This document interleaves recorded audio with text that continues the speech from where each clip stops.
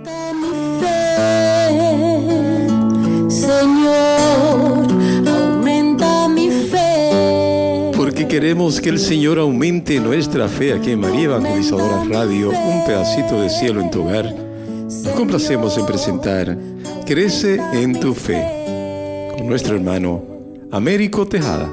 Que nunca olvide tus promesas. Saludos en este glorioso día y bendiciones a los creyentes que escuchan María Evangelizadora Radio, que están sedientos de la palabra de Dios. Les envío un saludo a su hermano Américo Tejada, de la parroquia San Simón que está en San José, que está localizada en el Bronx y pertenece a la Arquidiócesis de Nueva York. Estamos aquí todos los miércoles de 4 a 5 p.m. y los sábados de 9 a 10 a.m., hora de Nueva York. En este segmento de estudio bíblico titulado Crece en tu fe, estamos estudiando el Evangelio según San Mateo. La palabra evangelio, de procedencia griega, significa originalmente la buena noticia y se empleaba para designar la recompensa que se daba al portador de una buena nueva o el sacrificio de acción de gracias que se ofrecía por ella. El apóstol Mateo escribe desde la Palestina para un público de judíos o de cristianos venidos del judaísmo. Luego, un público que conocía al de Dios, el Antiguo Testamento, y que vibraba de sus expectaciones mesiánicas. Porque en los orígenes de la iglesia primitiva, la regla de fe se encontraba en la enseñanza de los apóstoles y de los primeros predicadores. Andando el tiempo, se sintió la urgencia de cocinar por escrito la enseñanza del maestro y los rasgos sobresalientes de su vida. Y eso fue lo que hizo el apóstol Mateo. Estamos en el capítulo 21 del Evangelio según San Mateo, pero antes vamos a comenzar con una oración y lo hacemos en el nombre del Padre, del Hijo y del Espíritu Santo. Señor, que todo lo que hagamos este día inicie con tu bendición y termine con tu ayuda. Que todo lo que digamos este día sea motivado por tu amor e inspirado por tu gracia. Que nuestras obras de este día reciban tu inspiración y perduren en tu paz. Nuestra cosa, Padre Celestial, te la pedimos en el luz y poderoso nombre de tu Hijo Jesús, que vive y reine en unión del Espíritu Santo, quien es Dios, por los siglos de los siglos. Amén. Los créditos de estudio bíblico son dados al Padre Félix Trux, al Padre Silvano Fausti, a la Biblia de Jerusalén y a la hermana Evelyn Morán y su ministerio de música. A los hermanos y hermanas que viven en el Bronx, para invitarlos a nuestro ciclo de oración de la parroquia San Simón que está en San José, que está localizada en el 2191 Valentine Avenue, esquina calle 182, comenzando con la misa a las 7:30 p.m. todos los viernes por la noche. Decíamos que estamos en el capítulo 21 del Evangelio según San Mateo, versículo 33, donde se lee plantar la viña. Hermanos, plantar la viña es un trabajo paciente e inteligente que exige esfuerzo y fatiga. Es necesario encontrar el terreno apropiado, adecuadamente soleado, cavarlo profundamente y drenarlo. Escoger y plantar cada cepa. El viñador hace esto con alegría, pensando en el fruto. Plantar la viña sintetiza la acción de Dios a favor de su pueblo elegido, desde los patriarcas hasta los jueces, desde la promesa hasta la herencia de la tierra, a través de la liberación de Egipto y el don de la palabra. Esta viña se hace para responder al amor del Padre Celestial con el amor hacia los creyentes, como lo anuncia Mateo capítulo 7, y Deuteronomio capítulo 4 y Levítico capítulo 19. Si no se lo hace, es como la higuera estéril. Seguimos leyendo el versículo 33. La rodeó de una cerca. La cerca delimita y protege la propiedad contra todo lo que causa daño. Ladrones, sean ladrones o sean animales. Es símbolo de la ley mosaica que caracteriza al pueblo en su diversidad. Lo hace semejante a Dios, le indica el bien y lo protege del mal. Seguimos leyendo el versículo. Cavó en ella un lagar. Hermanos, el lagar colocado en el centro de la torre para exprimir el fruto de la viña es el altar del cual se eleva ese sacrificio agradable a Dios, que es la misericordia del creyente, como lo anuncia Mateo, capítulo 9. Si no se da esto, las hojas, aunque sean frondosas, son señal de la esterilidad y de la maldición. Pueden verlo en las críticas proféticas al culto del templo de Jerusalén, por ejemplo, en Isaías capítulo 1, Jeremías capítulo 1, Amós capítulo 5 y Mateo capítulo 3. Seguimos leyendo el versículo. Edificó una torre. La torre recuerda el templo de Jerusalén, que sirve como guardián de la viña y depósito de frutas. No debería estar lleno de mercaderes y bandidos, sino casa de comunión con el Padre Celestial y con los creyentes, abiertas a todas las gentes. Seguimos leyendo versículo 33. La arrendó a unos labradores. Estos labradores son los oyentes de Jesús, los jefes del pueblo y los que se identifican con ellos. Deberían, como Adán, colaborar con la acción de Dios, cultivando y cuidando el jardín, según está en Génesis capítulo 2, y no destruirlo para poseerlo. Seguimos leyendo el versículo. Se ausentó. Hermanos, Dios no acosa al hombre. Se da todo como un don, sobre todo la libertad de obrar como Él, el que fue creado al sexto día, tiene la tarea de llevar la creación al séptimo, al descanso de Dios. Por eso Él está ausente. Su presencia como Padre Celestial queda confiada a la responsabilidad de hijos adultos que viven como creyentes, incluso emigra al exterior. Se vuelve extraño y lo encontramos en cada extranjero que busca acogida, como lo anuncia Mateo, capítulo 25. En este versículo se subraya con verbos que indican acción la fatiga de aquel Dios que con su sola palabra lo ha creado todo. Es el desvelo de su amor para formarse un hijo adulto, el primogénito. No es un amo que hace trabajar a otros para arrebatarles los frutos, como lo hacen los amos de este mundo.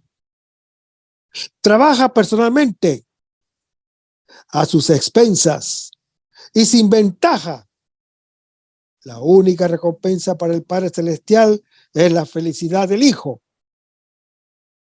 Planta con esmero la viña, las cepas una a una, para que cada una fructifique según el corazón. La rodea de una cerca que la proteja como sus brazos. Cava con ella un lugar en la roca para que pueda disfrutar el propio fruto. Edifica una torre para que vele sobre ella y la custodie muy bien. Se ausenta para darle la libertad de ser como Él. Y el versículo 34 se lee: el tiempo de los frutos. Hermanos, la viña es cultivada en vista de aquel fruto que alegra a Dios y al creyente, como lo anuncia Jueces, capítulo 9 y el Salmo 104. Es el amor a los hermanos, del cual tiene hambre tanto el Hijo de Dios como el Padre Celestial. Seguimos leyendo el versículo 34. envió sus siervos. En lugar de siervo, en griego existe la palabra esclavo. El esclavo es propiedad de su señor. Esclavos son los profetas que pertenecen a Dios, como Dios les pertenece a ellos, como lo relata Cantar de los Cantares, capítulo 2. Ser el uno del otro por amor es la misma vida del Padre y del Hijo y de todo aquel que tiene su Espíritu Santo. Hermanos, los profetas viven el mismo drama de su Señor, que los envía por todo el mundo. Veas en particular el caso del profeta Elías, el profeta Jeremías y el profeta Juan el Bautista. Lo pueden leer en Mateo capítulo 16. Son enviados a los creyentes como testigos, mártires del amor que llama a la conversión. Además de la institución del templo y de la monarquía común a todos los pueblos, el rey representa a Dios en la tierra y en el templo le garantiza la protección de Dios. En Israel es una anti-institución del profetismo. El profeta está contra la sacralización y la absolutización del propio templo de Jerusalén y de la ley mosaica. Y con mayor razón del rey, que debería respetarla. Él está contra la violencia religiosa y política. Invita a la fraternidad. Le recuerda al rey la observancia de la ley mosaica. Y a los que observan la ley, el amor a Dios y al prójimo. Seguimos leyendo el versículo. Para recibir sus frutos.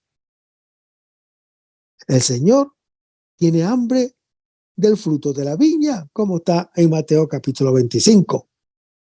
Así como tiene necesidad del asna, el deseo del creyente. Su hijo, que es su hijo, se realiza en el amor y en la libertad de servir como él. Y el versículo 35 se lee: agarraron a los siervos. Es la suerte de los profetas. Al traer la mansedumbre del Padre Celestial, son presas de la violencia de los hermanos. Son mártires, testigos al mismo tiempo de nuestro mal y de su amor. Son los justos, prefiguración del justo, sobre el cual recae la injusticia, como lo anuncia Sabiduría, capítulo 2. En sus heridas se expurga la virulencia de nuestra maldad, lo anuncia Isaías, capítulo 53. En su silencio se apaga nuestra mentira. ¿Quién obra el bien? Puede parecer escandaloso. Nunca queda sin castigo. Nosotros, hermano que me escuchas, en cambio, en lugar de escuchar la voz de los profetas, les cortamos la garganta. Mientras más nos llama el Señor con la palabra y el ejemplo de ellos, más nos alejamos de Él. Estamos llamados a mirar hacia lo alto y ninguno levanta la mirada. Pero Dios es Dios y no hombre. Y por eso se estremece, pero no a causa de la ira, sino de la compasión. Y viene hasta nosotros en su misericordia, como lo anuncia el profeta Oseas en su capítulo 11. Y el versículo 36 se lee: De nuevo envió otros siervos en mayor número para que los primeros. Hermanos, Dios no se cansa. Multiplica con generosidad sus llamadas. Y nosotros repetimos con violencia siempre más insensata nuestro rechazo. Somos sordos ante la palabra de Dios. Matamos al que la dice. Edificamos monumentos a aquellos a quienes nuestros padres han dado muerte. Pero esto no nos disocia de su culpa. Nos sirve solamente como pretexto para continuar sus malas acciones, testimoniando así que somos sus dignos hijos. Y el versículo 37 se lee: finalmente les envió a su hijo, como también lo puede leer en Hebreos capítulo 1.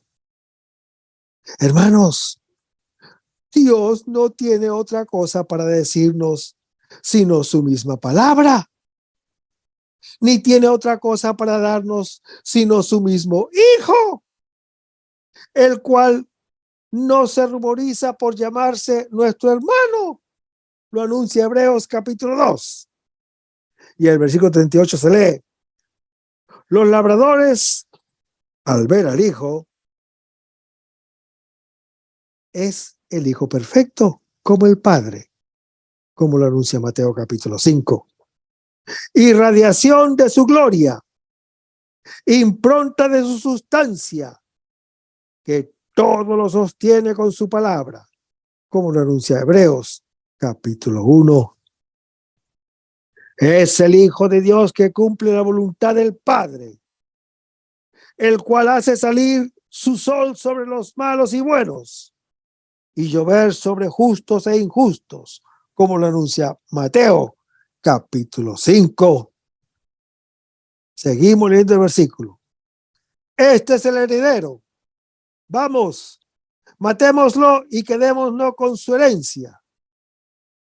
Hermanos, delante del Hijo de Dios se revela la intención perversa de los hermanos. Su diversidad manifiesta la nuestra. Nosotros queremos la muerte del padre y del hermano para apoderarnos de la herencia. Queremos poseer como propio lo que se nos ha dado como un don. Lo anuncia Génesis capítulo 3, Ezequiel capítulo 16.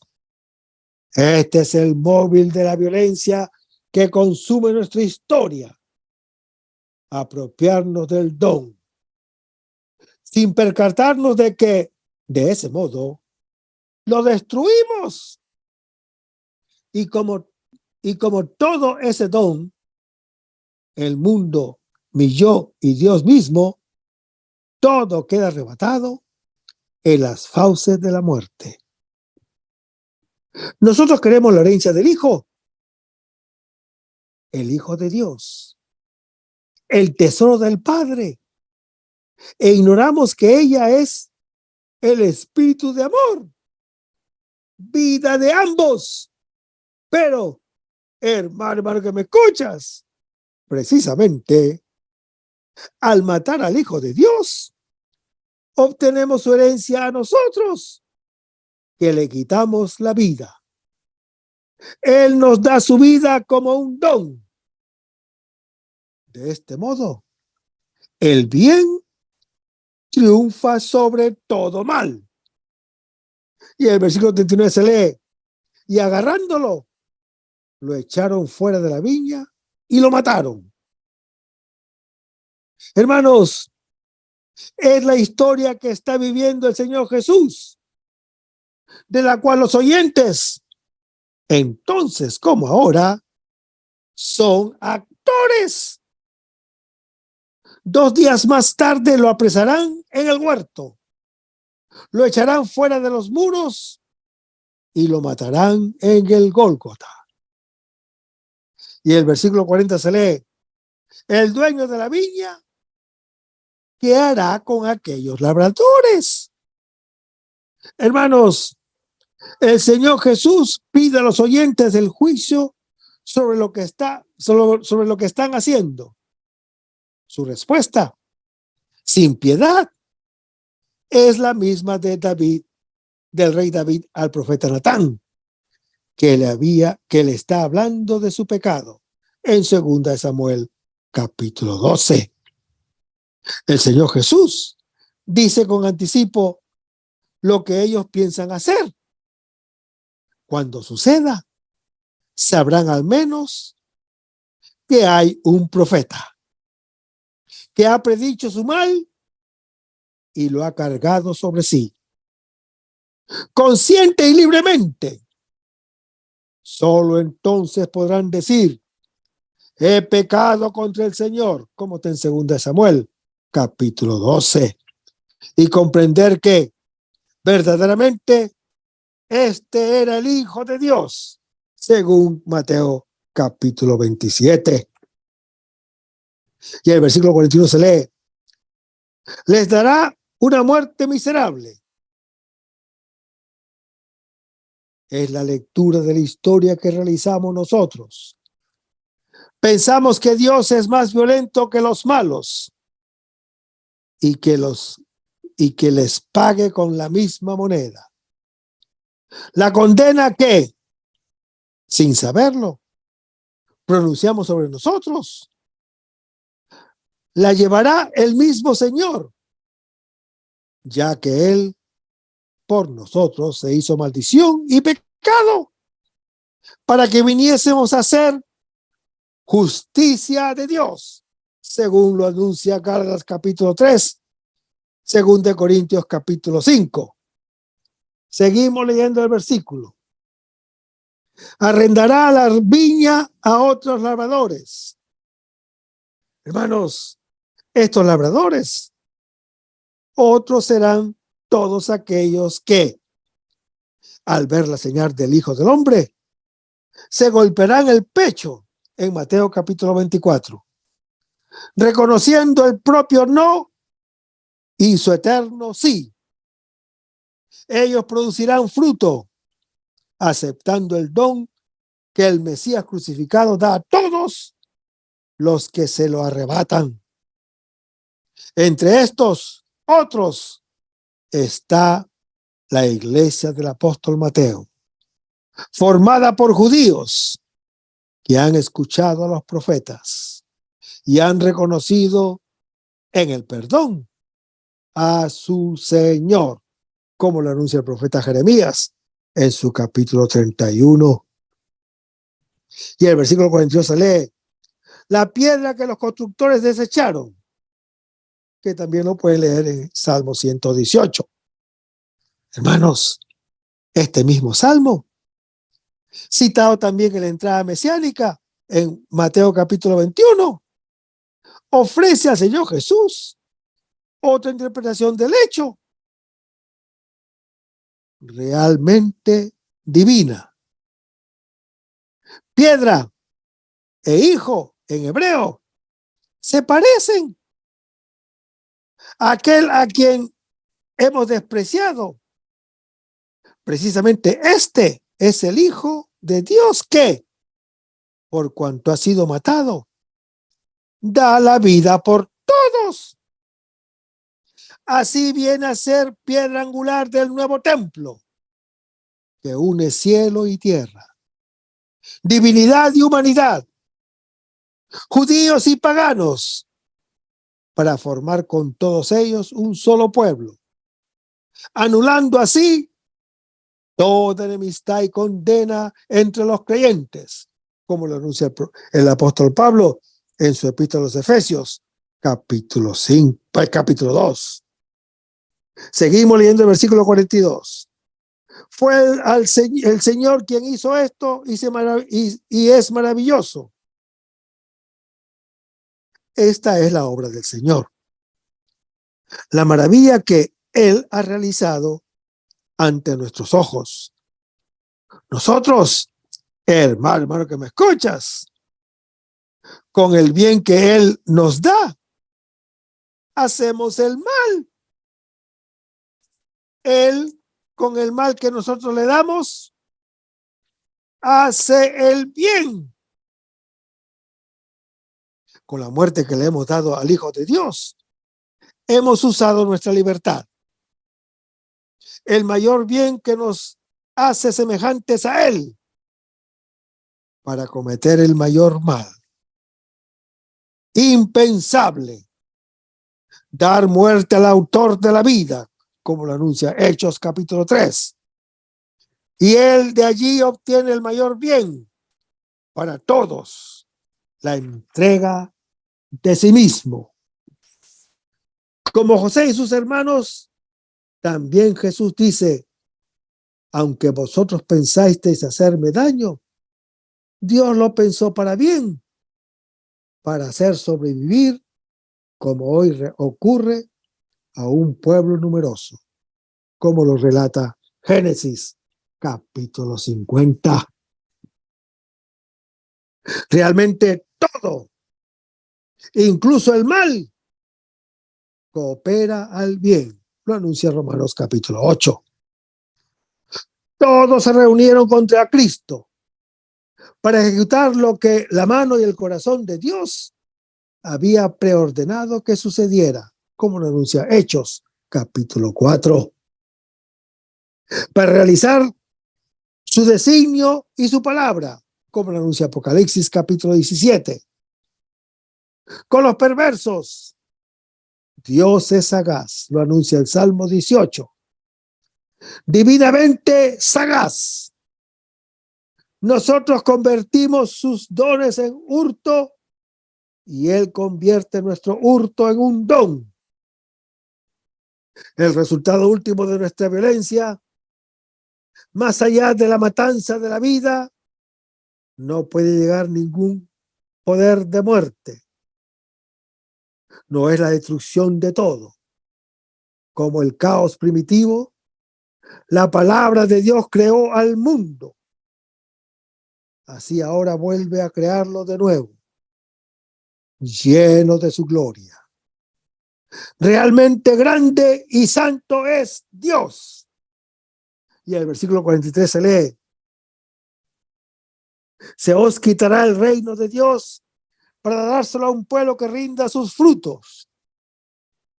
Hermanos, en el reino nos preceden los publicanos y las prostitutas. Ellos que han producido frutos de conversión. El nuevo pueblo está formado por todos aquellos que, siendo judíos o no, se reconocen pecadores y aceptan en el Hijo crucificado el sí eterno del Padre Celestial a todos sus creyentes. Estos conocen el amor del Padre Celestial y pueden producir el fruto de una vida fraterna. Y el versículo 44 se lee: el que cayere sobre esta piedra se destruirá, y aquel sobre quien cayere. Es un versículo misterioso que hace alusión a Daniel capítulo 2. La piedra que pulveriza la estatua gigantesca y se convierte en una grande montaña. La fuerza de Dios que hace caer el gran ídolo, espléndido y terrible, que el hombre se ha construido, es la debilidad de la cruz. El Señor Jesús crucificado es la piedra de escándalo para todos. El juicio de Dios sobre Israel, sobre la iglesia y sobre cada hombre, porque ya todos somos un solo pueblo, unidos en la culpa y en el perdón. Estas palabras, hermano que me escuchas, no se han de leer en sentido antijudío, sino universal. La historia de Israel es profecía de cualquier otra. Lo que le sucedió al primogénito es una amonestación para nosotros, lo anuncia 1 Corintios capítulo 10. Aquellos sobre quienes cayó la piedra son los judíos que fueron los primeros en recibir al Hijo de la promesa. Aquellos sobre los cuales cae somos nosotros, partícipes de la misma promesa, como lo dice Génesis capítulo 12. El Mesías crucificado, piedra de escándalo, tarde o temprano, todos caemos sobre él, así como él cayó sobre nuestros padres. Destroza y tritura nuestra imagen de Dios y de hombre para restituir a Dios su gloria y al creyente su libertad. Y en el versículo 45 se lee: los sumos sacerdotes y los fariseos, hermanos, a los ancianos que estaban presentes al principio, le suceden los fariseos, a los cuales se les dedicará en particular el capítulo 23. La parábola va dirigida a ellos y a nosotros, a todo el que no reconozca la autoridad del Hijo de Dios, que es la del asna y la de su pollino. Y en el versículo 46 se lee: trataban de detenerlo. Los enemigos están ejecutando al pie de la letra lo que el Señor Jesús acaba de decir. Lo harán 2 días después, en el capítulo 26. Es claro también para el que escucha que se habla de él. Es un relato que revela lo que está haciendo. Pero la gran sorpresa es ver cómo la acción del hombre ejecuta y revela siempre el misterio escondido, el de nuestra violencia y de la victoria del Cordero. El poder de Dios es grande. Nuestra maldad, al final, no hace más que mostrar su bondad con respecto a nosotros los creyentes. Seguimos leyendo el versículo. Tuvieron miedo a la gente. Hermanos, la gente lo ha ovacionado poco antes. 2 días más tarde, cuando vea que la autoridad del Hijo de Dios es el de la piedra desechada, todo el pueblo dirá: sea crucificado, e invocará sobre sí su sangre, su herencia, como lo anuncia Mateo capítulo 27. Los súbitos son como los jefes que reconocen en ellos, por eso los quieren y los acogen. Así lo anuncia Jueces capítulo 9, 1 Samuel capítulo 8. Hermanos, el Señor Jesús está acercándose al final de su carrera terrestre. Por eso, entra por fin a Jerusalén, donde ha de culminarla en el trono de la cruz.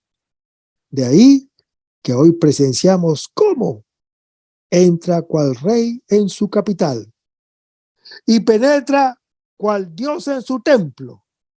Pero qué diferente es esta entrada de lo que habían soñado los apóstoles. Y cuánta contradicción y desobediencia recibe de parte de los que por derecho eran súbitos y que deberían haberlo acogido con júbilo. En verdad, fue como dice San Juan: vino a lo suyo, pero los suyos no lo acogieron. En Juan capítulo 1. Ojalá que esta no sea la manera en que nosotros reaccionamos cuando Cristo se presenta para entrar en nuestra vida. Ciertamente, hermano que me escuchas, los discípulos, los enfermos y los niños lo acogieron. Hagamos como ellos, como los niños, para estar abiertos y darle la acogida cuando en la hora de su gracia venga a tocar nuestra puerta. Por eso, hermano que me escuchas, este capítulo se divide en dos partes. Describe su entrada, a la vez humilde y gloriosa, a Jerusalén y en el templo, donde los pequeños, que son los discípulos y los niños, y los que se reconocen necesitados, que son los cojos y los ciegos, y pecadores, lo acogieron con regocijo. Pero también vemos la tenaz oposición de los líderes religiosos de Israel, que no quieren agachar la cabeza ante él. Y por eso el Señor Jesús mismo tiene que rechazarlos como una higuera inservible, como hijos desobedientes o como viñadores desleales, hasta llegar a fraguar planes para su muerte, aunque por cobardía no se atreven a ejecutarlo. Pero a pesar de esta división material del capítulo en dos partes, hemos de percatarnos también de que a través de estas dos partes se encuentran esparcidos tres grupos de materiales. Primero, hay tres signos proféticos, como la entrada sobre el asna, la expulsión de los comerciantes y la maldición de la higuera. Segundo, hay dos hijos y los viñadores desleales. Hay tres discusiones sobre la autoridad y la identidad de Jesús. Y la respuesta de Jesús en el versículo 42. La entrada del Señor Jesús va en dos fases. Primero, entra en Jerusalén como el rey que viene a tomar posesión de su capital.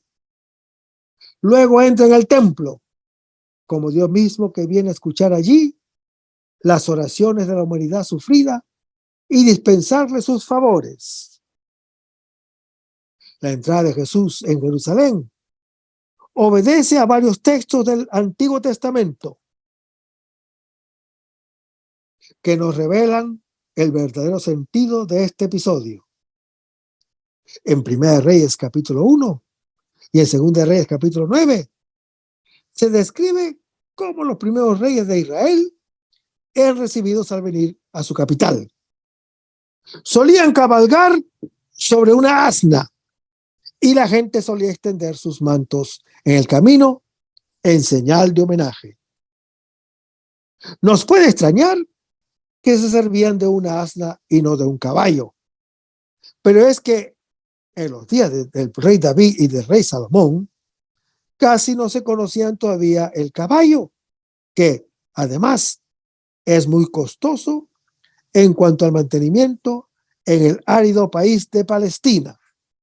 Por eso, hermano que me escuchas, cuando en épocas posteriores los reyes sí empezaron a servirse del caballo, los profetas los denunciaron como un símbolo de derroche y de lujo, un símbolo de arrogancia y de soberbia, un símbolo que se veía la falta de aquellos de fe humilde que el rey David siempre había tenido en Dios. Lo pueden leer en Isaías capítulo 31, Oseas capítulo 14. Sobre todo, la esplendorosa entrada en Jerusalén del conquistador Alejandro el Magno sobre su soberbio caballo, Bucéfalo, en el año 332 antes de Cristo, había sido para los judíos piadosos el ejemplo máximo de arrogancia humana contra Dios. Por eso, escandalizado por el rey Alejandro en su caballo, el profeta Zacarías había prometido que cuando viniese el rey Mesías, él vendría no arrogante ni soberbio, sino manso y humilde, y sentado en una asna, a la usanza de los primeros reyes de Israel, como lo fue el rey David y el rey Salomón.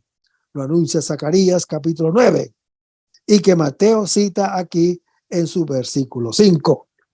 Por tanto, hermano que me escuchas, al entrar ahora el Señor Jesús en la misma ciudad de Jerusalén, pero montado en una asna, mientras la gente extiende sus mantos en el camino, él manifiesta ser el rey mesiánico, no dominador ni tiránico, sino manso y humilde, como pocos antes lo había dicho. Los grandes de las naciones oprimen sus pueblos con su poder, pero yo he venido para ser servido, pero yo no he venido para ser servido, sino para servir. Lo dice en Mateo 20. No en balde el Señor Jesús, pues, le aclama a la muchedumbre como hijo de David, reconociéndolo como el esperado rey davídico y como el que viene en el nombre del Señor, reconociéndolo así como el Mesías, durante tantos siglos anhelado y ahora enviado por Dios.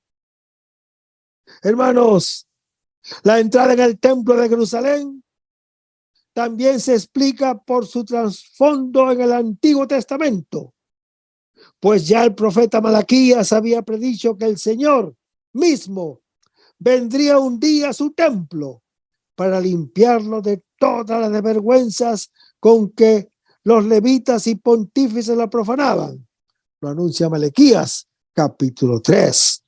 Luego, hermano que me escuchas, al botar fuera del templo a los comerciantes, el Señor Jesús se manifiesta como el Señor de quien Malaquías había hablado. Además, hermano que me escuchas, en 2 Samuel capítulo 5 se narra cómo el rey David, cuando conquistó Jerusalén para establecerse allí, prohibió la entrada a ciegos y cojos a la santa ciudad. Por lo visto, consideraba la presencia de lisiados y miserables injuriosa a la morada de Dios. Pero este concepto contrasta fuertemente con la mentalidad del Señor Jesús. Él no excluye a nadie y acoge con especial predilección precisamente a los más necesitados y lisiados. Por eso, muy de propósito se dice aquí que exactamente en el templo de Jerusalén es donde recibe a los ciegos y a los cojos para curarlos allí. Porque el Hijo del Hombre ha venido a buscar lo que estaba perdido.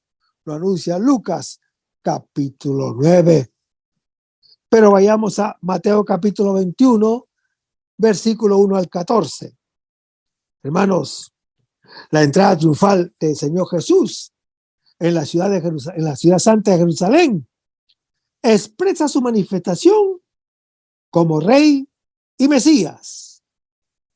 La presencia del asna atada con su borrico da cumplimiento a la profecía del Antiguo Testamento que dice: exulta sin freno Sión, grita con alegría Jerusalén, que viene a ti tu rey, justo y victorioso, humilde y montado en un burro, en una cría de burra, como lo anuncia el profeta Zacarías en su capítulo 9. Hermanos, el asno, que es la antigua montura de los patriarcas y príncipes, como lo fue de Abraham en Génesis capítulo 23, Génesis capítulo 49, como lo hizo Moisés en Éxodo capítulo 4, en su cántico de Débora en Jueces capítulo 5, como Yair, uno de los jueces de los jueces en Jueces capítulo 10, como Abdón, otro juez de Israel, en Jueces capítulo 12, como lo hizo Salomón en 1 Reyes capítulo 1. Fue sustituido en tiempos de la monarquía israelita por el caballo, que es manifestación de poder. Por eso el vaticinio del profeta Zacarías con el asno quería significar que el Mesías sería un rey humilde, un rey de paz, un rey que triunfa, no con armas ni violencia, sino con humildad y mansedumbre.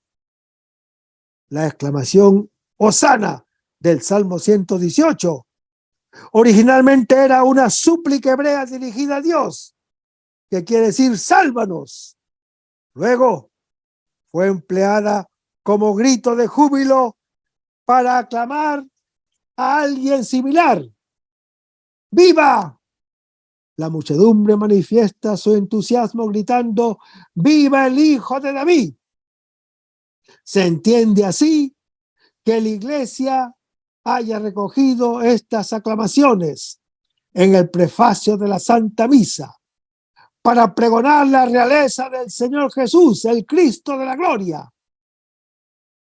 De aquel glorioso día en Jerusalén, San Mateo recoge 3 señales mesiánicas que manifiestan también la divinidad de Cristo, a saber, la purificación del templo, las curaciones y la alabanza a Dios de los humildes, insinuada en el Salmo número 8, que el Señor Jesús cumplida en sus aclamaciones de los niños, y cuando Jesús dice: está escrito, mi casa será llamada casa de oración, pero ustedes están haciendo de ella una cueva de bandidos.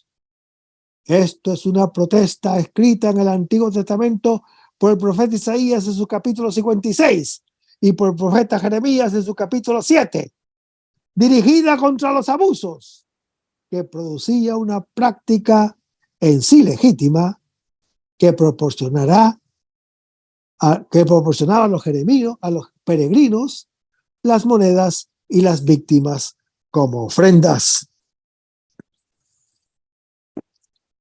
Pero en vez de doblegarse, agradecidos la cerviz ante este rey bondadoso, los líderes de Israel, como representantes y símbolos de toda la nación, resisten y se indignan al ver esos milagros bondadosos que a sus ojos profanan el templo de Jerusalén, más que los negocios de los comerciantes, y al oír las aclamaciones mesiánicas de los niños.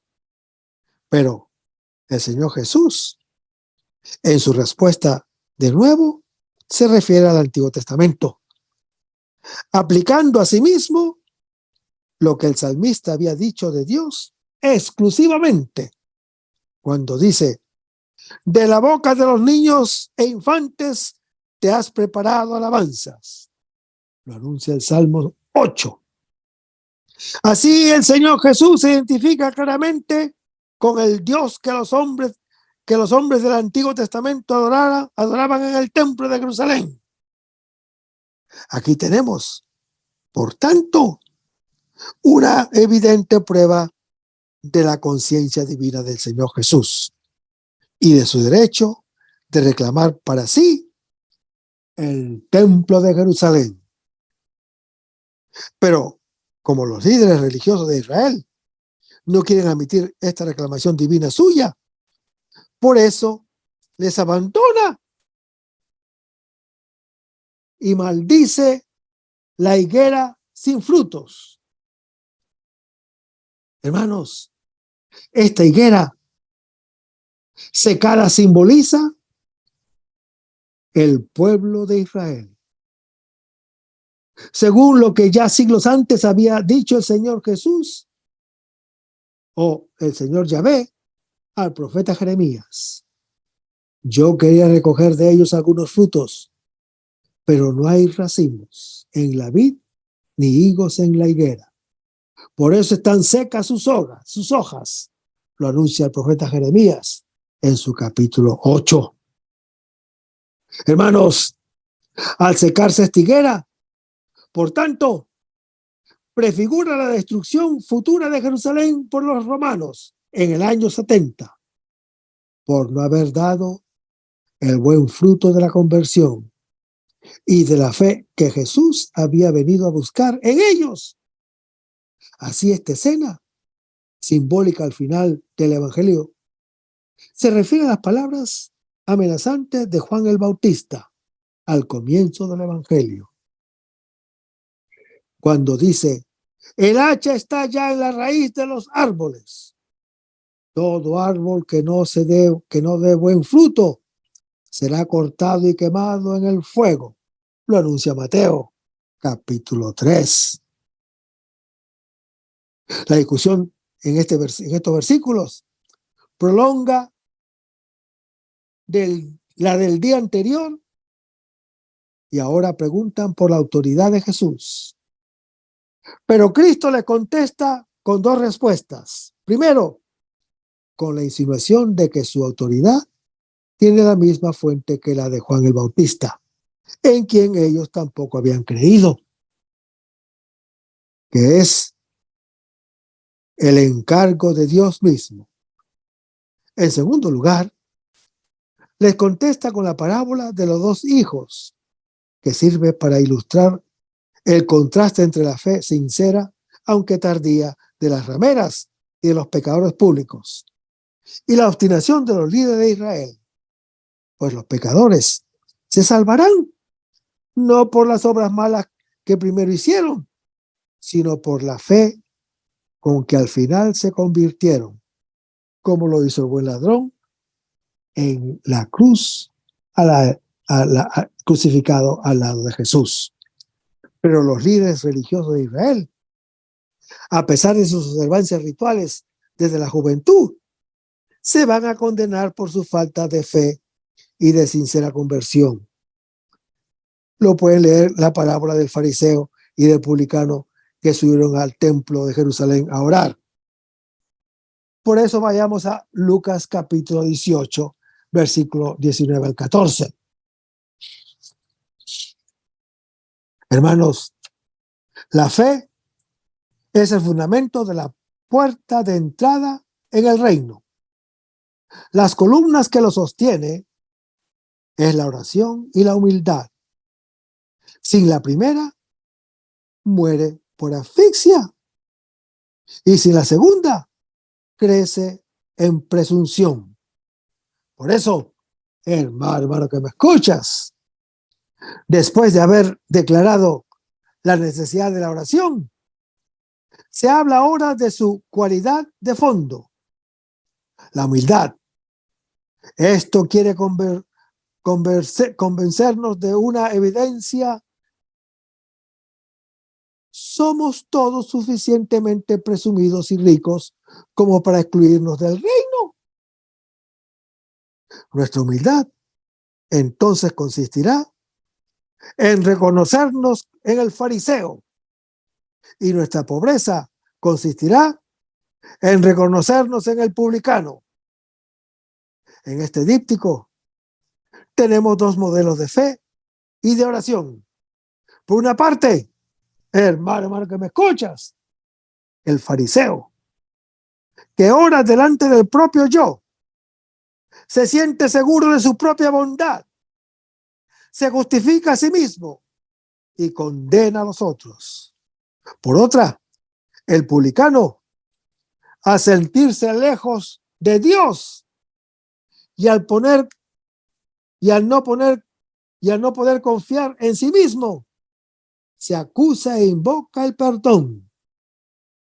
Todos los personajes del Evangelio según San Lucas se pueden reducir a estas dos figuras, que representan respectivamente la imposibilidad y la posibilidad de la salvación, o mejor, Más exactamente, nosotros, los creyentes serios, somos todos hermanos mellizos del fariseo, el presunto justo, a quien el Señor Jesús quiere convertir en reo confeso para que acoja la gracia. El Evangelio de Lucas alienta este reconciliamiento de un modo escandaloso al condenar al justo y al justificar al pecador. El justo es condenado porque en el esfuerzo por observar las prescripciones de la ley mosaica descuida el mandamiento del cual brotan, que es el amor a Dios y al prójimo. En cambio, el pecador es justificado. Hermanos, este es el verdadero escándalo del Evangelio, que nos permite aceptar nuestra realidad como pecadores en la de Dios, que nos ama sin condiciones, no por nuestros méritos, sino por su amor como Padre Celestial. En efecto, hermano que me escuchas, sin humildad, la oración es del yo y no de Dios. La confianza es en el mismo, en sí mismo y no en él. La primera es autoglorificación. La segunda es presunción. Este relato nos ayuda a discernir acerca de nuestra oración. Esta es verdadera cuando al reconocernos en el fariseo, hacemos nuestra la oración del publicano. Y el resto, hermano que me escuchas, lo vamos a ver en el próximo segmento. Manténgase en sintonía. Vamos a despedirnos con una oración y lo hacemos en el nombre del Padre, del Hijo y del Espíritu Santo. Señor Jesús, ayúdanos a conservar el fervor espiritual, la dulce y confortable alegría de evangelizar, incluso cuando hay que sembrar entre lágrimas, como Juan el Bautista, como lo hicieron los apóstoles Pedro y Pablo y los otros apóstoles, y también esa gran multitud de evangelizadores que se han sucedido a lo largo de la historia de la Iglesia Católica, con un ímpetu interior que nada ni nadie sea capaz de extinguir. Señor Jesús, que sea esta la mayor alegría de nuestras vidas entregadas al Evangelio. Y ojalá que el mundo actual pueda así recibir la buena nueva de tu Evangelio, porque tenemos la tarea de anunciar el reino de Dios y de implantar tu iglesia en este mundo que todavía no te conocen. Todas estas cosas, Padre Celestial, te las pedimos en el dulce y poderoso nombre de tu Hijo Jesús, que vive y reina en unión del Espíritu Santo, quien es Dios, por los siglos de los siglos. Amén. Hasta el próximo segmento. Que el Señor nos bendiga. Aumenta mi fe, Señor, aumenta mi fe.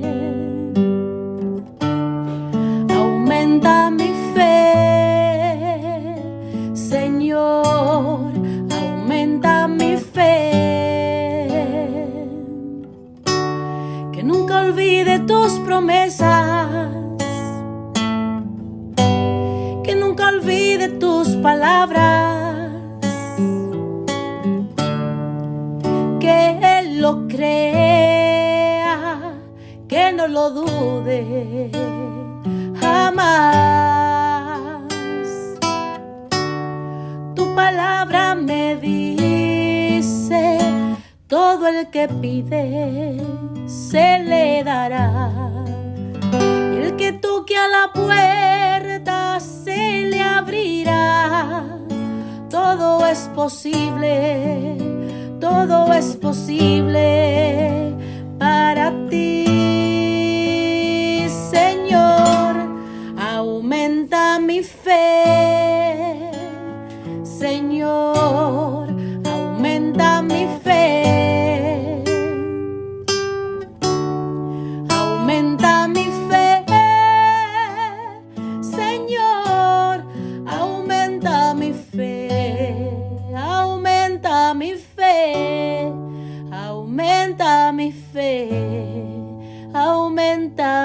fe, aumenta mi fe, aumenta mi fe, aumenta mi fe, aumenta mi fe, aumenta mi fe, Señor.